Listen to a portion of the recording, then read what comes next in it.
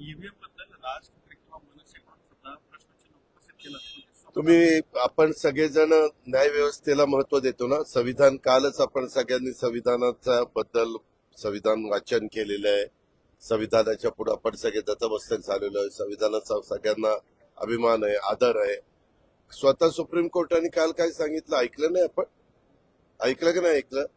Supreme court असं म्हणालं की प्रत्येक वेळेस निवडणुकीमध्ये ज्यांचा पराभव होतो तो पराभव ईव्हीएमच्या माथी मारला जातो आणि यश आलं की मग ईव्हीएम चांगलं.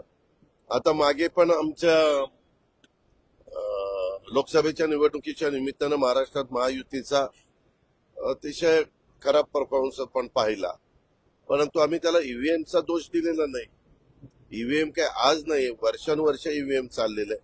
काय असतं, आपल्या स्वतःच्या कार्यकर्त्यांचं मॉरल वाढवण्याच्या करता पराभूत उमेदवारांना काहीतरी आपले नेते आपले वरिष्ठ करतायत हे दाखवण्याचा हा केविलवाणा प्रयत्न आहे आणि मग कुठनंही काही काढायचं. आता पश्चिम बंगाल तिथं ईव्हीएम चांगलं, त्याचा निकाल लागला. पंजाबचा निकाल लागला, दिल्लीचा निकाल लागला, कर्नाटकचा निकाल लागला, केरळचा निकाल लागला, तेलंगणाचा निकाल लागला. तेव्हा ईव्हीएम फार सुंदर, एकदम फर्स्ट क्लास. आणि निकाल जर विरोधी गेला, इव्हन जम्मू काश्मीरचा पण निकाल मध्ये लागला आपण पाहिला असेल, त्यावेळेस ईव्हीएम चांगलं.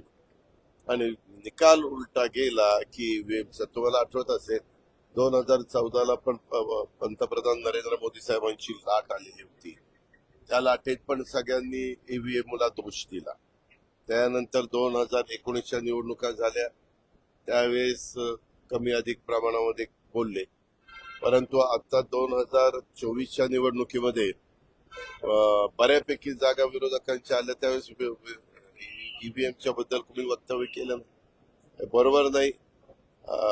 शेवटी हे काही एका दिवसात घडत नसतं. ईव्हीएमचं मशीनच्या बद्दल कुठल्याही प्रकारचे जगातल्या कुठल्या देशांचे दाखले द्यायचे. पुतीननी असं केलं, रशियाने तसं केलं. अरे त्यांचं किंवा अमेरिकेत ईव्हीएम वापरला जात नाही. अमेरिकेत मध्ये बॅलेट पेपर वापरला जातो. परंतु ट्रम्प माग गेल्या 4 वर्षापूर्वी पडले, पराभूत झाले, ह्यावेळेस निवडून आले. अशा गोष्टी चालतात. शेवटी जनतेच्या, लोकशाही आहे, जनतेच्या मनामध्ये जे काही असतं ते जनता जनार्दन ठरवत असतं. आम्हाला त्याच्यामध्ये कुणी कसंही आंदोलन केलं तर सर्वोच्च आहे. एक तर इलेक्शन कमिशनने सांगितलंय की आमचा पूर्ण त्याच्यावर विश्वास आहे. दुसरी गोष्ट, आपण सुप्रीम कोर्टाला ते देतील तो निर्णय अंतिम मानतो.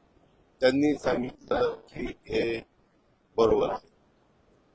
बाकीच्या याला मी तुम्हाला काय सांगतो, त्या लोकांचे दारुण पराभव झालेले आहे आणि मग ते दारुण पराभव झाले असताना कसं सांगायचं की आपला दारुण पराभव झाला म्हणून कुणाच्या तरी माथी ते मारायचं. या ईव्हीएम मुळे आमचा फार चांगला रिझल्ट लागला असता, पण ईव्हीएमने आम्हाला हे केलं.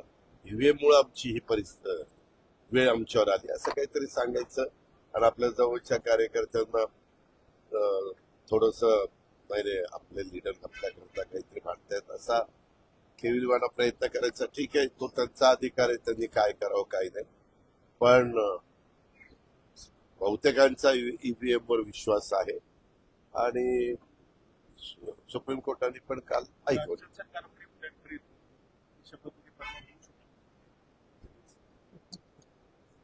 उद्या 28 तारीख 29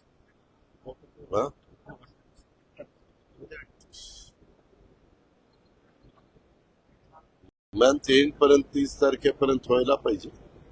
30 किंवा 1 असं 30 किंवा 1. शरद पवारांचा प्रश्न विचारतो.